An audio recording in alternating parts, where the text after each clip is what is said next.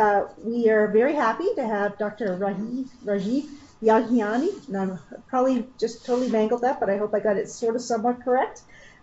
He is the special advisor to the Provost on open education, and he's also a psychology instructor at Kwantlen Polytechnic University in BC. So we're very happy to have you with us today, and if you want to start, you can take it away. Thank you very much. And first I have to say, just very, very grateful. Merci beaucoup, Lise, pour une excellente présentation.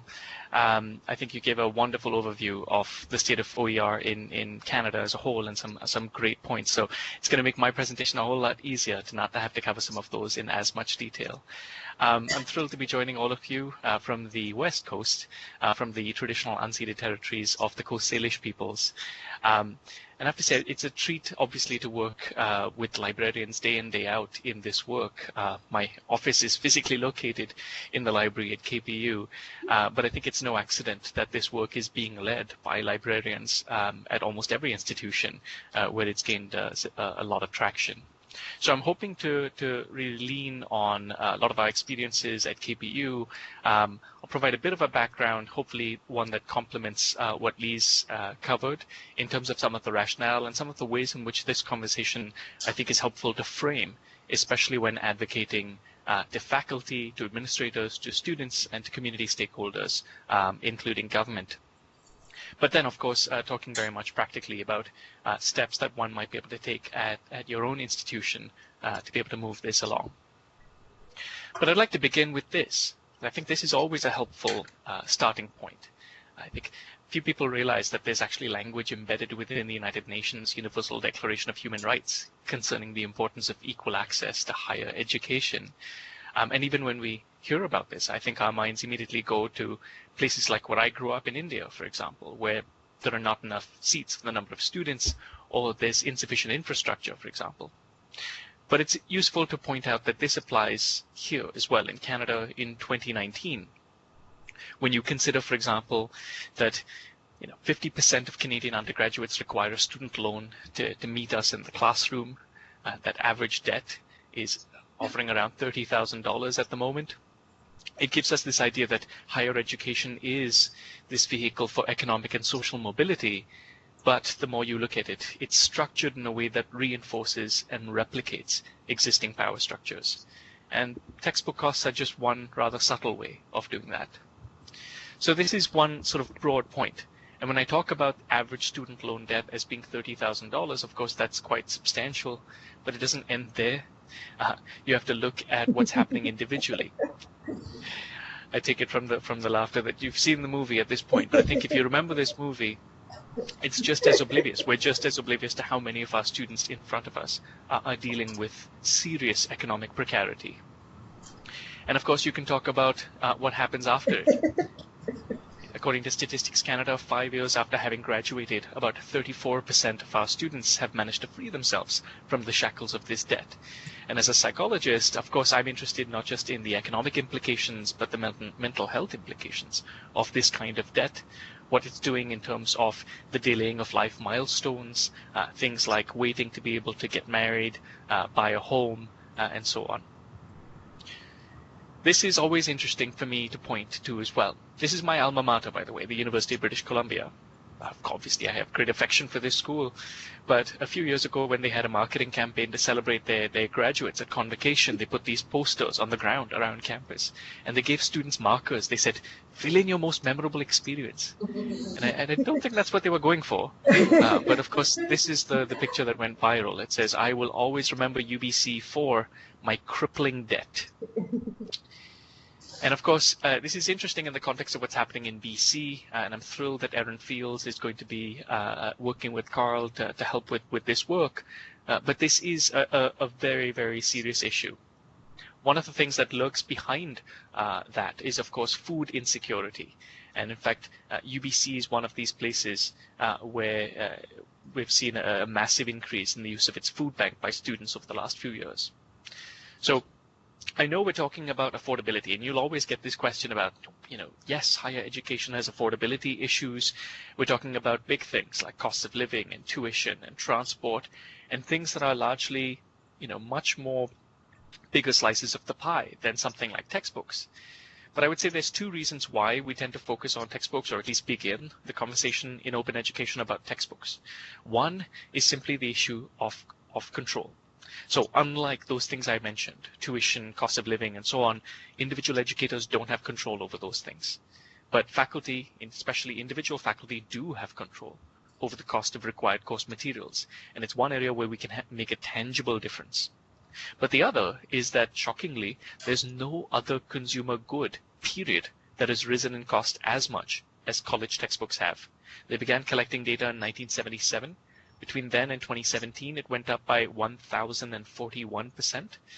But I've spent enough time in the US Bureau of Labor Statistics to tell you it doesn't really matter what 5 or 10 year period you want to look at.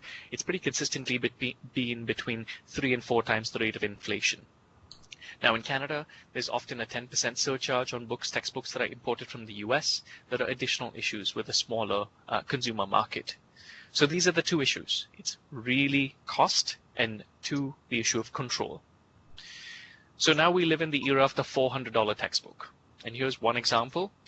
And of course, this is not an isolated example. I'll throw up another, although I'm definitely picking on one publisher today. And I think, really, and I hope this comes through, I think there's only one appropriate reaction to a $400 textbook, and especially speaking from an institution where tuition for a 3-credit course at Kwantlen Polytechnic University is about $400. Imagine being asked to spend the same amount on textbooks, and especially when you can't plan for it, it comes to you as a shock. You don't know what it is. It's hard to budget until you register for the course and walk into the bookstore. I think this is the only appropriate reaction, actually. Love this one's reaction. But this is the upshot, right? If you want to simplify the message, students simply cannot learn from books that they cannot afford. And we've done research on this. In British Columbia, we surveyed students from 22 different institutions, and we found that a slight majority, are reporting that they're not purchasing at least one of their required course textbooks because of cost. That's how that sentence ends in the survey. About a third are earning a poor grade. And that's worth exploring, because I think the real calculus of the undergraduate degree is when it comes to things like access codes and students trying to figure out how much of my grade is coming from this online homework quizzing platform that's tied to a textbook. If it's 35%, I think I'll have to choose a different course. And you're seeing 26% reporting that they're not registering for a specific course. But if it's only, let's say, 10% that's coming from this automated quizzing platform, then I'm going to take the hit on my grade, and I'm going to go ahead and take the course anyway. I'll buy a used textbook, which doesn't come with the new access code, but instead I will take the hit on the quizzing side. So this is what we're seeing, the realities. I should say that our survey was really based on the Florida student textbook survey. So if you're interested in US-based data, they've done that now in 2012 and 2016 again, similar questions, and they found, of course, even higher numbers over there. Over there, it's about 2/3 of students who are not buying at least one of their required books, with a sample size of over 22,000 students. So similar pressures, even though slightly lower in our context, given that we have lower tuition. So Lee's reference to the student advocacy, one of the things you could do is follow the hashtag on social media, textbook broke, and you'll see the acronym for the province that follows that. So this is textbook broke BC, students taking photographs and tweeting them of receipts showing how much they've spent on textbooks for a single semester, in this case at the UBC bookstore. UBC will be a recurring theme in this talk, I should warn you. Moving eastward, textbook broke Alberta. I spent $650 on textbooks, this student wrote. I could have spent that on rent. Textbook broke Saskatchewan. I just spent $750 on textbooks, this student wrote. I'd rather spend my money on food. And frankly, I think they'd rather spend their money on food. Right, I know we have the stereotype, at this point, the trope of the starving student, but it is quite serious. And I mentioned what's happening in BC. This is the case right across the country as well. Alberta, Ontario, all over the place. So it's quite a serious issue. And I think when you approach faculty, one thing I've found working with quite a lot of institutions at this point is it doesn't really matter whether you're dealing with a 2-year college or 4-year teaching university like mine or an R1 sort of research institution. One thing that unites faculty as a common experience are the emails we receive from students at the start of the semester. The emails that say, Hey, prof, do I really need the book? Hey, prof, may I use an older edition? And if you ask whether they've ever received emails like that, then you can start to broach the conversation. I think one of the challenges we face is we're dealing with almost a classic principal-agent problem, where the principal is the faculty member who's making a choice that students are essentially bound by, but the faculty member doesn't have to deal with the consequences of that choice. So somewhere in the region of 35% of faculty actually have no idea about the precise cost of the resources they've assigned. And digging deeper into those questions, those emails they receive from students, start to help scratch beneath that surface. Given the experience earlier, I just want to check in to make sure that I'm still coming through and you haven't lost me. Yep, we have you fine. Excellent, good. So I'm also going to touch briefly on this. The US Student PIRG, so Public Interest Research Group, put out a really useful report about the problem of access codes, which I've referenced already. And I'm mentioning this because when faculty do care enough and know enough to strike up a conversation. So when those unsolicited visits from commercial publisher representatives appear in our offices or indeed our mailboxes, we know to ask the question about affordability. Now, of course, at this point, they will always say the same things. They will say things like, well, yes, that's why we have a soft cover. That's why we have a loose leaf binder version. That's why we have ebooks. And I want to talk about ebooks for just a little bit. Ebooks are problematic. I'm sure you know that students don't actually buy ebooks. They lease ebooks, which means they lose access after a certain length of time. So, imagine a student taking anatomy and physiology. They want to go on to medical school. They're going to feel compelled to resell the physical book, but at least they're able to recover some of that cost when it comes to a physical book. They can't do that. They can't resell an access code. Of course, other issues as well. Ebooks are locked within platforms that have digital rights management, which makes it more difficult for accessibility. So your accessibility offices will often struggle to deal with reformatting books that are locked with DRM, restrictions on copying and pasting and printing. These are quite problematic. So of course, more than that, we like to talk about OER. But nowadays, of course, the publishers have pivoted. It's been interesting to watch them. Early days, they ignored the open education movement. They said, this is not an issue for us. Then they started to realize that this is an issue. So they started to very actively, by email campaigns, sow seeds of doubt among faculty, sending emails to say things like, well, this stuff is available for free, so how good could it be? Of course, the fallacy in that argument is it's not produced for free by any means. So there's that. But then when Cengage put out their own research report indicating, this was 18 months ago, that the use of OER as primary required courseware is going to triple within 5 years, they realized they had to take it more seriously. So we've had things like the president of McGraw-Hill going to EDUCAUSE and announcing that the traditional textbook is dead. We've had Cengage, Pearson, and others launch their own open platforms. And now they proudly say that you can access their digital delivery platforms and access OER within the platforms, which is quite a move away from mistrusting OER. Now they're advertising OER within their platforms. But of course, their platforms are what they label very cleverly as inclusive access. And to me, this is very much like what the Americans refer to as the Patriot Act. It's an attempt to define something by naming it. What makes something inclusive? So first of all, I'm going to say 3 problems to begin with. Agency for students. Typically, we're talking about an institutional licensing deal where all courses, all students have to pay a mandatory course materials fee, and that's what enables the publishers to offer a discounted price off the full price hardcover. And it's digital delivery for all of the students. Now, of course, few students actually pay the full price hardcover at the bookstore anyway. But the second is that students, if you ask them, will tell you, even in this age of where terms like digital natives are bandied about quite loosely, they overwhelmingly prefer print if they can afford it. If they don't have to choose based on cost, they like all formats, of course. But it's increasingly difficult for students to opt out of these inclusive access platforms. So less agency for students, less choice, less freedom, less agency for faculty if you're restricted in terms of your choice to a certain publisher's platform. And of course, the similar issues having to do with accessibility when you're dealing with these issues and the ability to retain these resources. Similar restrictions with copying, pasting, and printing. And of course, I've dealt with this long enough to have thought about this and written about this. I know this model was in some sense pioneered in Canada at Algonquin College, but it's certainly been rejected in many more places. This is my sort of one sentence summary of what I think about this.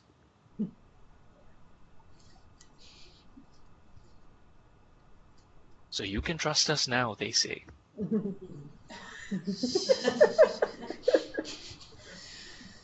So I'm not a fan, in case you can tell.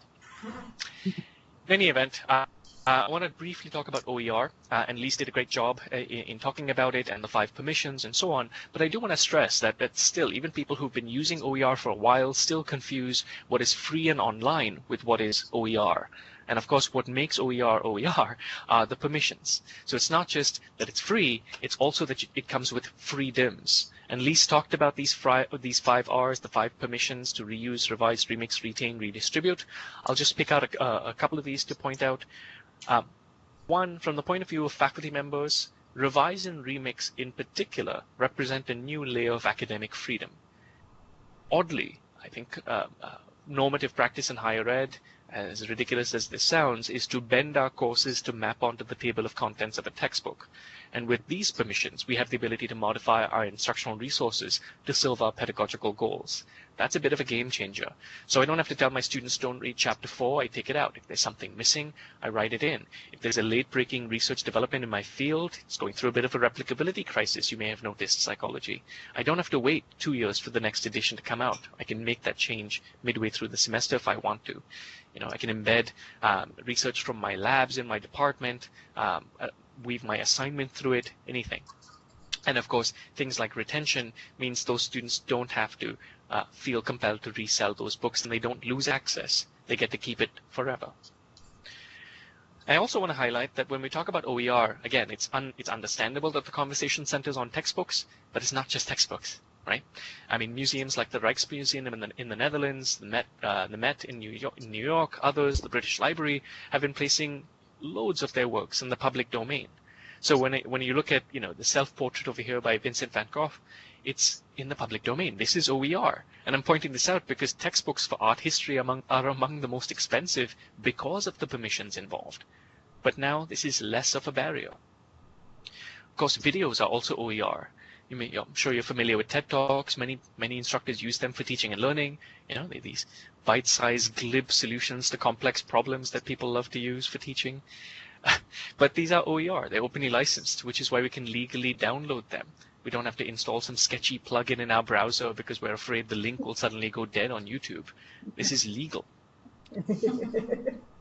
Interactive simulations, University of Colorado at Boulder. And again, I'm sharing these because I've found that very often, especially for faculty who are very, very tied to a particular book, perhaps because of a quizzing platform, introducing OER as a form of supplementary resources is a very good introduction, especially when you're dealing with high quality things like this that are interactive, that can be downloaded, embedded within the learning management system. They're already likely using OER without knowing what the term even means. Of course, we can look at quizzing as well. So the Mathematical Association of America developed WebWork. It's used quite widely now, even at places like UBC and Kwantlen for quizzing for math and physics. So this is also OER. And of course, literature, if you're teaching, anything, let's say the collected works of Shakespeare, and your students are spending $100 for an anthology. Of course, the preface and the notes better be worth $100 because all of the text is, of course, in the public domain and digitized now thanks to Project Gutenberg. And then, of course, textbooks. And Lise referenced the BC Campus repository, which at this point has, I think, 265 books or so. And many of those they've harvested from other projects. Some they've sponsored the creation or the adaptation for the Canadian context, but they're quite terrific. This includes this book, which is not a neutral example, but it does illustrate the power of open licensing. This is not a book I wrote from scratch, I should say. This was a US edition of Research Methods, but of course laws governing research with human participants are different from the US to Canada, so I worked with my colleague Ai-Chan Chiang from Quest University to adapt it for the Canadian context. We also updated it in various ways, and now it's in its second edition. You can see this is Pressbooks once again, so it's made available to students in a wide variety of digital formats, but also very much in print format. So at Simon Fraser University is one of the universities in BC that runs a print-on-demand facility. And so, for example, we can get a perfect bound, soft cover bound version of this book. My students can, and it's a 400-page book, I would say, for $13, 13. So they don't really have to choose between print and digital. They don't have to compromise on digital just because of cost. They really have it all. They get the digital on the road, on campus, but they can have the print at home if they want at a reasonable cost. These are some comments. Lee's referenced the stories that students can tell. These were just some anonymous comments on my student evaluations. The first semester I began adopting open textbooks about, a while ago, 7 years ago. And you can see how some of them talk about the convenience of formats, of course the cost savings, the fact that it's accessible, but I love that comment in the middle. One of the things I didn't say earlier when I showed you the results of that survey of students at BC institutions is that those choices, not buying the book or choosing a course based on the cost of a book or withdrawing from a course, those choices were disproportionately more likely to be made by students who are first-generation students at university, who are holding a student loan, and who self-identify as members of a visible minority group. And so one of the things I like about OER is I think make no apologies that this is very much part of a social justice movement, because the benefits of adopting OER disproportionately accrue to those same marginalized groups. Research on this, quite a bit. Top left, you're seeing research at UBC. My friend Christina Hendricks and her colleagues talking, this is a study in the International Review of Research in Open and Distributed Learning, Open Access Journal, looking at that use at UBC. Top right, a very large study, 16,000 students or so at a number of different institutions. Bottom left, a study we did at Kwantlen, published in the Canadian Journal for the Scholarship of Teaching and Learning, again an open access journal. And the bottom right, the most recent one in the University of Georgia system. These are just 4, but there have been about 25 published studies so far that have looked at the impact on educational outcomes of adopting OER in place of commercial resources. And what's remarkable is, despite the diversity in context, the disciplines, the types of institutions, the research literature is really quite clear. In almost every case, students perform exactly the same when they're using OER versus traditional commercial resources. And in the few cases where they perform differently, remarkably, they outperform those who've been assigned commercial resources. Now, of course, if you think about the access hypothesis, the fact that suddenly all of your students have immediate guaranteed access, maybe it's less of a surprise, but it makes a difference. So far from the question of, do OER adoptions harm students? They don't harm students. They don't even do no harm. They, in fact, help students. So this is not just an issue about cost savings. This is an issue of evidence-based practice at this point. And I would welcome you to visit the website of the Open Education Group. It's based at Brigham Young University, and their website is simply openedgroup.org. And you will see a lot of this research that's been collated and summarized, even research from different sources, like these studies over here. And most of those studies have been published open access, which is nice. So here's the URL once again, and they're also doing a running sort of review. So if you're interested, and when you need to, make the case, and especially not just align this work with the language in your institutional strategic plans or academic plans, but you need to support that with evidence that this is actually effective, about the efficacy of OER adoption, for example, certainly you can go here. You'll have quite a bit to work with. So pivoting now from the broader movement and some of the main arguments in support of OER to talking about what we're doing at Kwantlen. This is a snapshot of our library in in our main campus. Actually, you can kind of see my office in there, maybe. But thrilled, obviously, to be working over here. It's quite extraordinary. I think KPU has been leading BC and, of course, the country for several years in terms of the adoption of open educational resources, including and especially open textbooks. And more recently, we've been doing a lot more work with the creation and adaptation of OER as well. But a few other things. In 2017, we decided we would build on our sporadic adoptions of open textbooks across different areas and put them together in a more programmatic fashion. And so following the lead of US institutions like Tidewater Community College in Virginia, we launched what the Americans call Z degrees. We called it a Z cred. And so Z stands for Zero Required Textbook Costs. And CRED is a credential. So students are able to take courses, in fact, more than 300 courses at this point, and even earn credentials at KPU with spending nothing on textbooks if they don't want to. So we launched the first one in 2017. I said that was the Certificate in Arts program, a flexible foundational one-year program that you can move on to other degrees from. Last year, 2018, we launched our second in sort of adult basic education areas that culminates in the adult graduation diploma.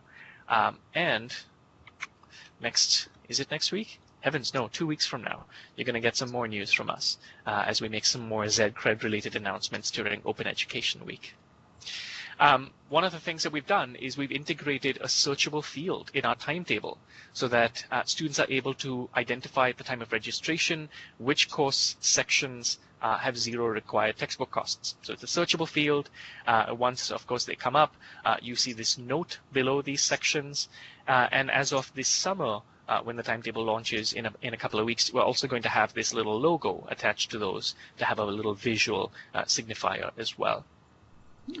There's been tremendous growth in this initiative at KPU, and I should say that Lee's mentioned earlier that how this work is certainly part of the open education movement, but it's also part of the affordable content movement, if you will, or affordable course materials movement. And that's true. With our Z-Cred, we are leaning very much on all of the resources at our disposal. So some of our courses, a lot of our courses, utilize open educational resources. Some utilize library resources that the institution certainly pays for, but that the students do not. One of the things this means is that we are doing a little bit less of subscribing to journals, databases, ebooks based on spec, and much more on the basis of working with instructors who are definitely going to assign and use a particular resource, making sure that the licenses permit a sufficient number of concurrent users, and so on. So working very closely with liaison librarians in this space. But here are some of the supports available to our faculty. First, we have OER grants. So every semester we have an OER grant deadline. Faculty apply. They can get small grants that we can disperse pretty quickly, in a couple of weeks from the time of the deadline, and enable them to do things like hire student assistants or pay external collaborators honoraria, or purchase software if they need, or attend meetings or organize focus groups, whatever they need to support their work. Larger grants are also available in terms of Z-Cred grants. And these are internal grants, but they're really coming from external funds in some cases. Our OER grants are external funds from BC Campus, which we apply to, which are then matched internally. So that's one source of funding. But one of the things we found at KPU is that as this movement has gained incredible traction in our community, faculty on their own steam, without being asked to, have been applying to every other possible internal pot of funding they can. So whether you're seeing a variety of grants on the screen over here, these are just other internal opportunities. But very regularly, including paid educational leave, faculty are applying to utilize that option in order to work on a textbook. We have 2 people on educational leave at the moment working on textbooks, several people with grants that are not OER grants. And to me, this is another sign of the amount of support within our community, that this is happening so organically, that faculty are utilizing pots of funding that they might use for other things, but instead they're choosing to use it for this purpose. Our deans have certainly approved that the use of professional development or accountable time during the non-teaching semester on open ed projects. So if faculty want to do that, that is an option for them. There are other things. We have an open education listserv for the institution. So we have, I think, more than 150 people who've decided to sign up for that, to keep abreast of events, granting opportunities, workshops, anything else, announcements. We have help with locating OER, of course. I mentioned the liaison librarians, but more broadly, training to adapt OER. We do subscribe to Pressbooks. We have our own Pressbooks platform. BC has access to it anyway through BC Campus, but we've elected to also subscribe directly, which gives us a few more functionalities and the ability to have our own branded catalog. And given the amount of publishing we're starting to do with open textbooks, that started to make a lot of sense to us. We launched over the last year a print-on-demand service in very, very intimate partnership with the bookstore and the print shop. So I know many people wonder about bookstores and their relationship with OER, and I'm not going to address this too much right now, but if this is of interest to you, please bring this up during the Q&A session. I'd be happy to address that. But this is a print-on-demand service where print copies of open textbooks are available for students, and it's on demand. So the bookstore doesn't have to print 1,000 copies in advance to make this economical. And of course, we also have soft launched, and in 2 weeks we will have the official launch of what we call OPUS, our Open Publishing Suite.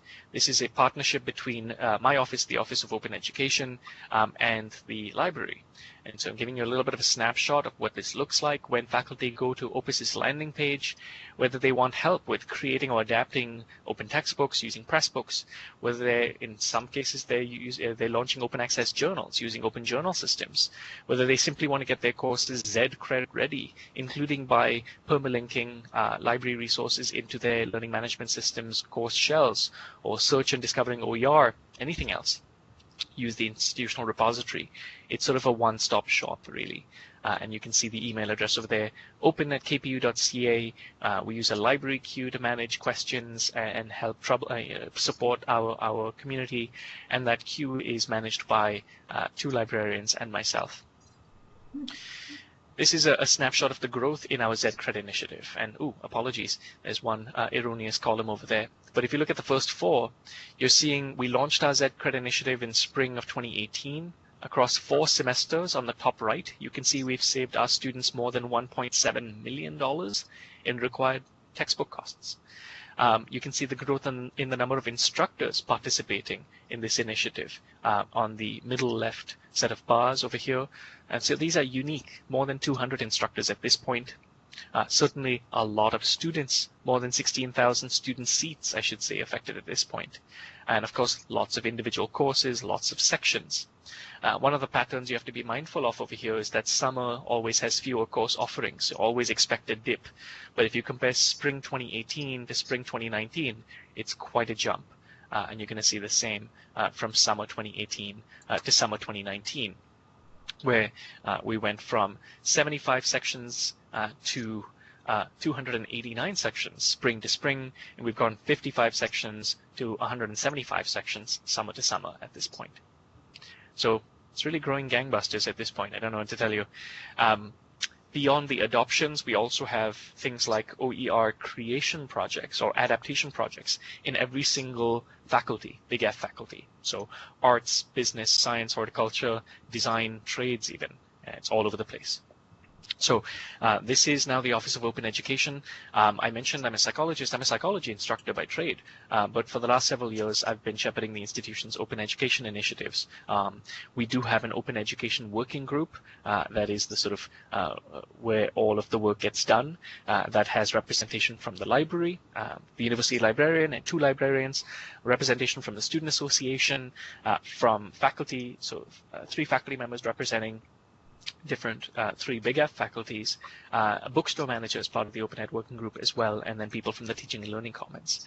But when it comes to driving this work, certainly now they've created a full-time administrative position devoted to open education, and that's why I'm seconded out of my faculty role.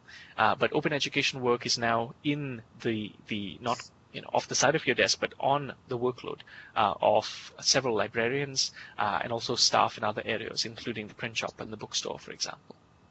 So I'd be happy to talk about that more if you're interested. Now, with about 10 minutes left, I want to talk about what you can do. Because I think, so for context, I mean, I've supported this work at CAUL-CBUA, obviously, but I've worked with a lot of other institutions in and outside of Canada. And I think when we're talking about something like this, as with so much of innovation and education, you're talking about culture change. So I just wanted to say at the front end, let's not assume that we need to convert everybody.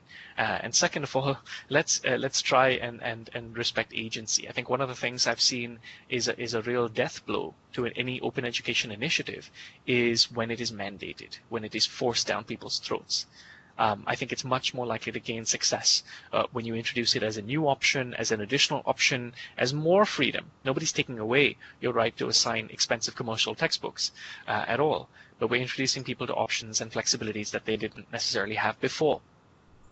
And if your institution is like most others, you will have those who are the leaders, those who are essentially the lead of the pencil, who are already doing this work, who will innovate, not just without support, but sometimes despite active opposition, right? And you'll see those who follow them, the sharp ones, the people who might be regarded as the early adopters, who follow the real leaders, really, once they've seen proof of concept, really.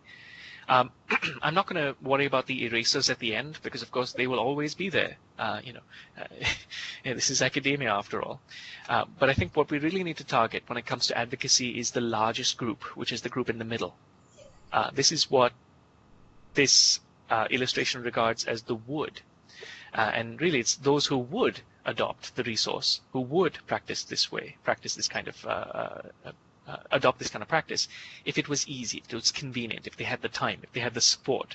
And that's what we're trying to enable with services like Opus. We're trying to meet people where they are, so that even if they want to learn how to use Pressbooks and use it themselves, even with their students, absolutely.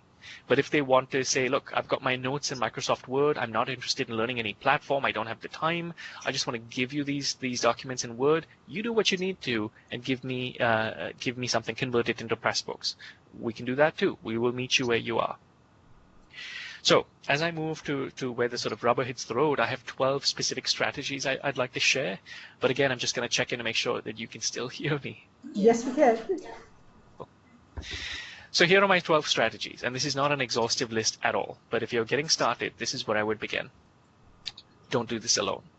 Form a campus working group, and there are many ways in which you can get going. If you look at Kwantlen's website, we have the detailed composition and the terms of reference of our working group, and some of our procedures that you can adopt if you want.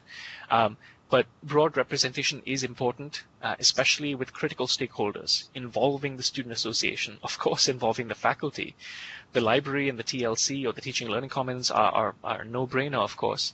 Some administrative representation, but also proactively groups like the bookstore. In some cases, your accessibility office might be an ideal member of the working group. But don't do this alone. Second, make it easy to find what you're talking about. So BC Campus does this, of course, and BC Campus has 265 books in their repository. A larger repository, even though it doesn't have the Canadianized content, is at the University of Minnesota, and that's called the Open Textbook Library. They have now almost 500 books at this point.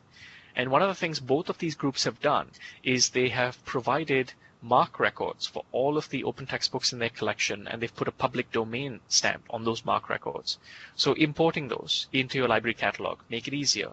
Reuse the openly licensed libguides that have been created in places like BC. Just make it easier. Third, pick where you begin. I mean, of course, you will have your early adopters and innovators anyway, but try to identify high enrollment courses, match those with highly rated and adopted open textbooks. Both the BC Campus repository and the Open Textbook Library actively solicit faculty reviews of open textbooks. So you'll see which ones are highly rated, and they're transparent. So you can see the reviewers' names and institutional affiliations over there as well. These might be people, especially within a discipline, that your faculty recognize, whether from conferences or articulation meetings or something else. and try to see if you can gain traction that way. One adoption of a large course at UBC saves students $500,000 off the bat. At Kwantlen, with 35 students a class, it takes us a long time to save students that much money. But if you can leverage a few early wins to demonstrate the impact of this initiative, it's a good thing. This is going to sound odd, but create a petting zoo for open textbooks. Make them visible once again. So invest in print copies of open textbooks, especially from high quality projects such as the OpenStax project out of Rice University, where really the books, quite frankly, these are hardcover, beautifully produced books that they look and smell and taste like a Pearson book, really, except without the bitter aftertaste, I suppose. But I mean, putting this so that it's visible when faculty walk into the library, they can see it. Because again, one of the misconceptions you will have to disabuse people of is that open stuff is all digital stuff. No. Print. And for faculty, the option of having print copies is way more important than the number of students who actually buy print copies. Because they will, wax on lyrically, and maybe you will as well, about the smell of paper, and that's great. But I will wax on about, social justice instead. Establish an open textbook review program. This is easier and less expensive than an OER grant program. Places like BC Campus and eCampus Ontario have run this. So think about providing faculty with an honorarium, let's say $250, to review an open textbook in their discipline. It doesn't matter what their review says. You can give them the 10 criteria by which they have to review it. Their review will be published and made public no matter what they say. They could say, this is the worst book I've ever seen. That's fine. That's great. All we want is transparency and then to trust that these reviews are being shared openly. But really, it's because the real difficulty with open stuff is getting faculty to look at them. We don't have that immense marketing machine, right, where representatives of publishers are knocking on office doors, offering to sponsor office, meetings, conferences in exchange for adoptions. We don't have any of that. And what we found, groups like the Open Textbook Network, for example, in the US, used to facilitate workshops for them. We invited faculty to listen to attend a workshop about this stuff. After the workshop, the attendees were invited to review an open textbook. And if they wrote a review and submitted it within a certain length of time, 6 weeks, whatever, 8 weeks, they would receive the honorarium. But what we found was that 55% of the faculty who reviewed an open textbook adopted the open textbook. It's an incredible level, and it's not as expensive. Of course, grant programs are even better. And with grant programs, I think you do want to supplement this, you complement this with other kinds of support. So faculty are spending their time and their expertise where it really belongs, not on more mechanical things like searching for images or figuring out how to attribute, content that they're remixing together. Those are things that I think we can hire others to support or supplement them. Really focus their time on what is irreplaceable for a subject matter expert. And of course, yes, identify, support, and recognize early adopters. You might already have them. I know we've got UPEI on the schedule later this morning, and I've been thrilled for at least 2 years now to be in contact with colleagues in the psychology department at UPEI who've been very early adopters of open textbooks in the Atlantic region. So identify them, support them, recognize them, even celebrate them. You'd be amazed at how many, once we launched the Z-Cred, how many more faculty emerged and showed their interest in this work. And that was really, partly because you're getting at those faculty who were maybe thinking about doing this, but were worried, and then they realize it's not just that this work is not going to be penalized, it's actually going to be celebrated. That makes a difference. A few more. And I'm speaking as a psychologist, as a social psychologist over here, so I apologize for the jargon. But the two types of norms I'm referring to. Injunctive norms are when we say people ought to do something. So the ought language is a lot of the advocacy language. This is what we ought to do. And good reasons, but we ought to. Descriptive norms, this is what people are actually doing. And so when you identify those early adopters at your institution, you're able to say, look, this is what we should do. And look, here are examples, tangible examples of your colleagues at your institution, not some better resourced institution somewhere else, your colleagues who who are already doing this. That's much, much more persuasive. Think about it this way. If Canadian Blood Services says, and I'm making up these numbers at the moment, 75% of Canadians who are eligible to donate blood don't donate blood. we need you to donate blood. What that's really saying to most people will interpret that as, oh, phew, I no longer feel guilty about not donating blood because most people who are also not donating, just like me. That's what happens with persuasion. So you have to align the two. 9, identify relevant language in your strategic planning documents. Look at your mission, look at your vision, look at your academic plan. There will be language concerning access. There will be language concerning student success, perhaps around pedagogical innovation, maybe even leadership. Highlight all of that. If the institution has already gone through several steps to approve and adopt that, you've essentially already made the case for supporting OER. Now you can maybe leverage that to lobby for funding for a pilot, a 1-year pilot for OER grants, for a review program. Do the research as well, which is the next step. Actually do the research. Collect the data in your context. What's happening with student textbook purchasing behaviors?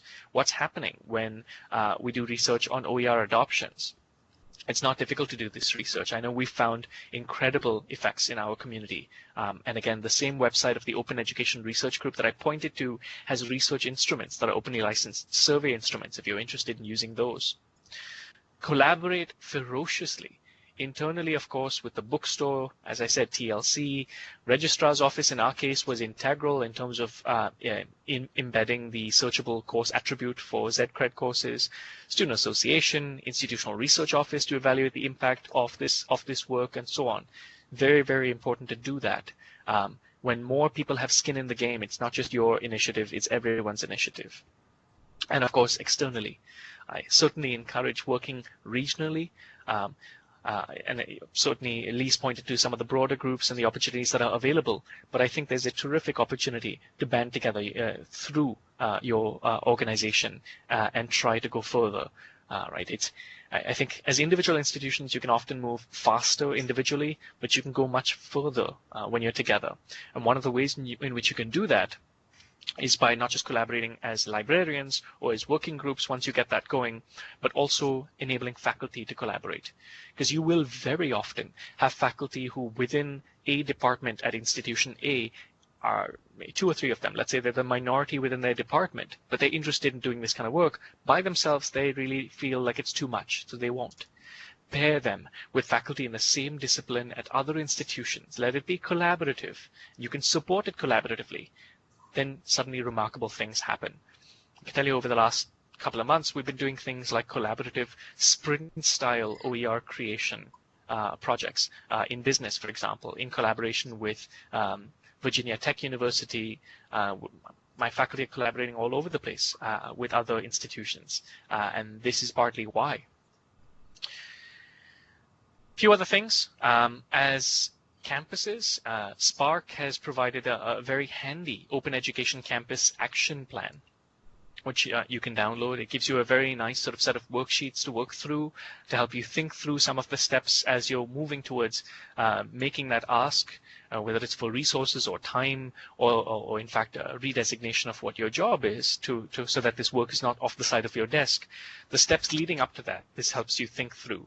And I know I'm blowing past these pretty quickly, but of course, I should have mentioned at the outset that I would be a terrible advocate for openness if I didn't openly license my slides. And so they are, and they will be available to you immediately. UBC was mentioned, and Lise talked about this as well. So sometimes recognition comes in this form, and I'm glad that nobody now has to be the first institution to do this. And of course, UBC is not an unknown small name institution to have done this, to recognize the creation of OER for tenure and promotion, at least in their teaching stream, under educational leadership. 2 other resources. Again, this is shameless. This is a book that I co-edited that came out almost 2 years ago, but it has several chapters from librarians who are leading this work at their institution. Very, very experienced, very well known for their work. Quill West is a real leader in the movement. She's now at Pierce College, and Anita Waltz from Virginia Tech University. So I encourage you to read their chapters. Obviously, this book has been published with an open license. Otherwise, I would not be promoting it like this. So you can download it in its entirety or individual chapters if you want using that short URL. It's CCBY, the book. And of course, this just came out. Again, I do have a chapter in this that's more about supporting open pedagogy, which is an area I haven't talked about. Again, feel free to ask me about that. But that is also CCBY. You can download this as well. OER, a field guide for academic librarians. Wonderful, wonderful resource with great case studies and excellent advice. So I'll wrap up there, except to say that I really would love to engage with you more. So if you have questions or you want to talk about potential collaborations, I'm there. Just email me or tweet at me. And in the meantime, you can visit that URL and you should be able to download this slide deck. Fantastic. So thank you very much for your patient listening. And I'm going to try and switch off the slides and hopefully we can engage in some discussion. Thank you very much, Dr. Jhangiani. It's oh, yep. I saw some clapping started, so I think we'll do the clapping first. Yeah, and the slide deck is also going to be up on the CAUL website. All the slide decks that are presented today will be up there, and I'll let everybody know when they go up live. But this is a moment, this is your opportunity to ask Dr. Jhangiani any questions you might have. Anybody online, in the room. If you're online, you just need to unmute if you want to speak your question, or you could ask in the chat blog. Any questions? Or comment? Oh, yes. Yes. I'll just introduce myself first. My name is Emma Drake, and I work at the UPEI Student Union. And one of our policy priorities this year have been to invest into open educational resources, specifically on that open textbook fund side. And you would recognize perhaps the more economic side of that would be to do establish the open textbook review program, as that is a bit more cost efficient than an OER grant program. But in terms of costing it to scale, I feel like that's been the most challenging part from a student association side. As Prince Edward Island only does have the one university, it's been challenging to determine, based off the research in BC and Ontario, as you know, a fixed amount of money for an open textbook fund. I'm not sure how much that would be. Like, would you have any advice in terms of scaling that to a specific institution or provinces? As I know, you know, New Brunswick and Nova Scotia are in a similar boat where there is no dedicated provincial funding, whereas in BC there is. Yeah, I mean, it's a great question. I mean, I think it's difficult to find. I would always start with supporting a pilot to be able to then make the case for more regular operational funding. I think part of this, at least at KPU, is not so much even new funding, but really reallocating existing funding. So if you think about efficiencies that are possible, even, for example, the Accessibility Office, when they reformat a commercial book for a student with, let's say, a visual disability, they're unable to share their reformatted work because of the copyright involved with other institutions. And now, of course, they can. There is a new revenue stream that we're looking at in the bookstore, thanks to the sales of print copies of open textbooks. We can look, and the research is starting to point to how withdrawal rates and completion rates at KPU are being affected by the widespread adoptions of open textbooks and zero textbook cost courses. So I think it takes a while to get to the point where you can point to these efficiencies and do the research and say, here's the case for taking some existing funding and reallocating it in a way that amplifies its effects in a few different areas. But to give you a sense, institutions really vary in terms of their OER grants. At KPU, ours are very small by comparison. So ours are just $2,000. And so in a given year, I have maybe 10,000 that I get from BC campus and another 10,000 from my provost office. And that's enough for us to have 10 projects or so, not counting all of the other ones that come through the other internal grants. But I would say, even if you are able to support a few projects, 2 or 3 projects that are able to be properly supported, that would be a great way to start as a pilot, to be able to build some expertise, build some capacity, learn some lessons along the way, to get to the point where the institution has the expertise so that the subject matter experts, the faculty, don't have to do as much and the institution can provide a lot more. So I would say you could do a bit of both, but student groups have been phenomenal. Even the CASA, the Federal the National Canadian Alliance of Student Associations have been doing advocacy in this space. Excuse me. As yet, we haven't seen the kind of funding nationally come out that your provinces could avail of. I'm still hoping that that will happen. But the other thing I would say that we can look at even sooner than that, beyond, I would say, take the whatever little limited funds you're able to invest for a pilot for a year, for a few 2-3 projects, and collaborate. So, for example, if there's ways in which my institution can collaborate with yours, we'd be delighted to. And one of the things we could certainly help with is capacity building, sharing of expertise, providing access to platforms and other things that your faculty might need so that you can make better use of your resources. But I would say don't scale up quickly, go slow and learn those lessons, because the capacity building is critical over here. That's wonderful. Thank you so much for your insight. It was a wonderful presentation, and thank you for answering that question. It was awesome. Thank you. Thank you, and I have to say I really appreciate that you're here. There's nothing more important than the student voice in this conversation. So I'm grateful for your support and your advocacy. And we have a couple of questions in the chat blog as well. One was, in a ZCred course, does library subscription material, which the student hasn't paid for directly, count in the ZCred material? The short answer is yes, and I can even send you my operational definition of the ZCred. But really, technically, there's 5 categories, if you really want to know. So there's open stuff. So if you want to call that category A, there's library resources, whether it's ebooks or databases, you think upper level classes that utilize articles from databases anyway. There's instructor created materials that are not technically openly licensed, but that they're still delivering to students for free via the learning management system. That's 3.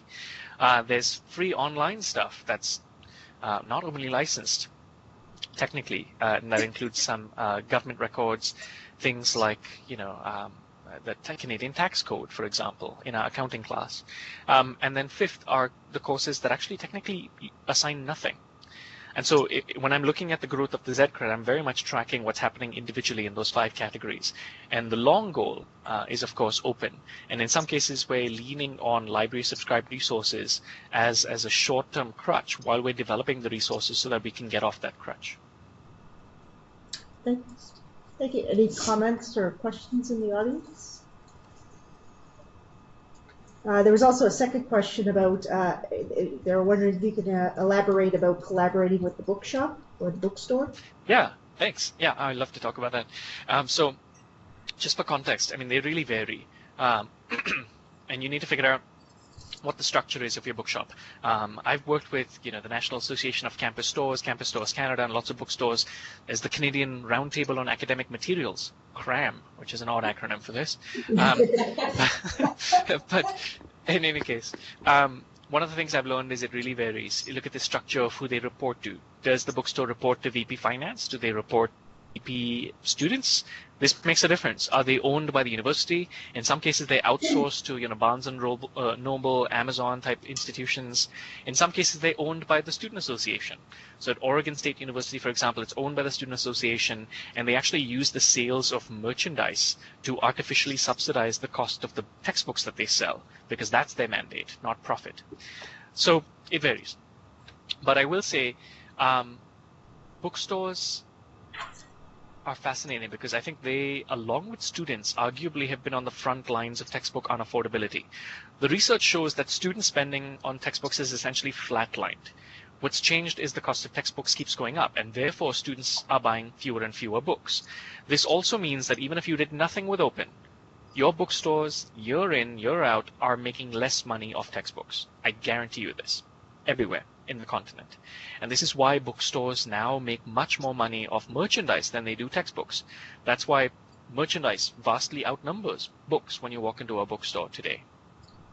So I think one is going in with empathy, going in with an understanding, because they get unfairly blamed for high textbook costs, even though they are a very small part of it.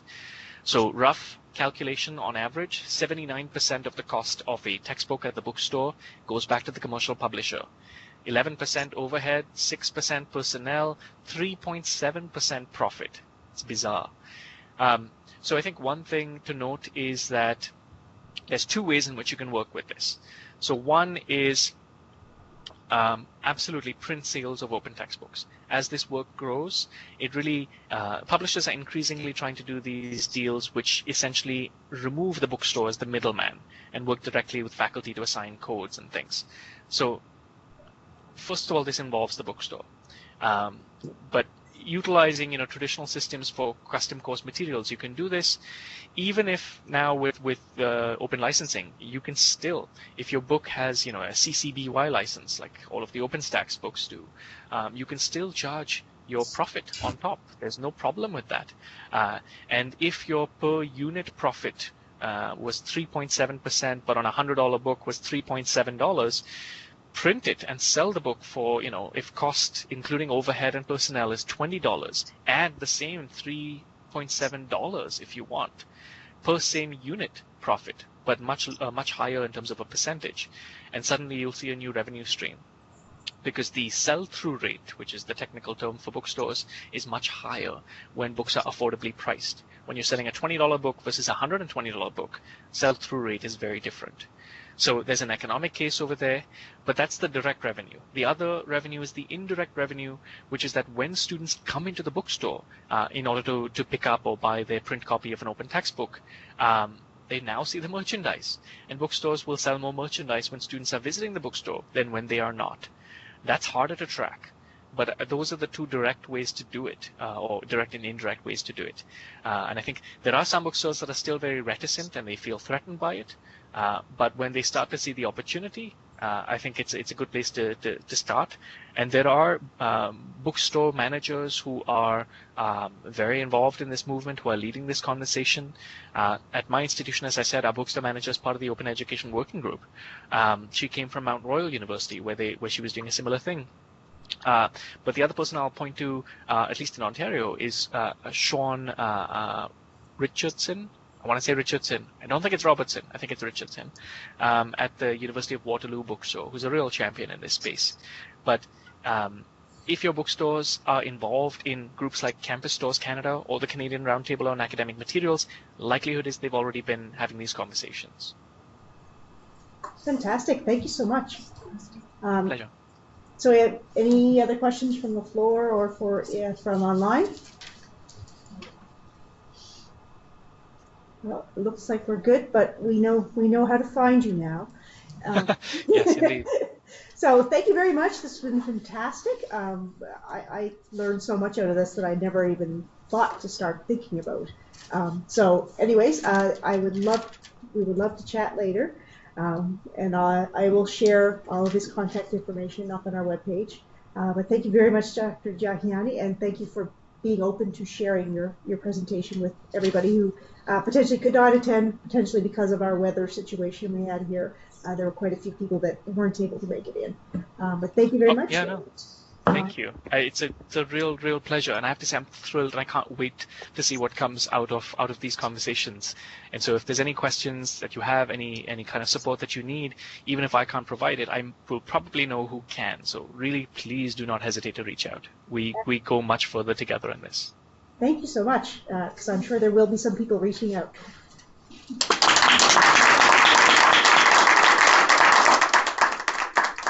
Have a good afternoon, everyone. I'm signing out. Bye. Good luck in your workshop. Thank you.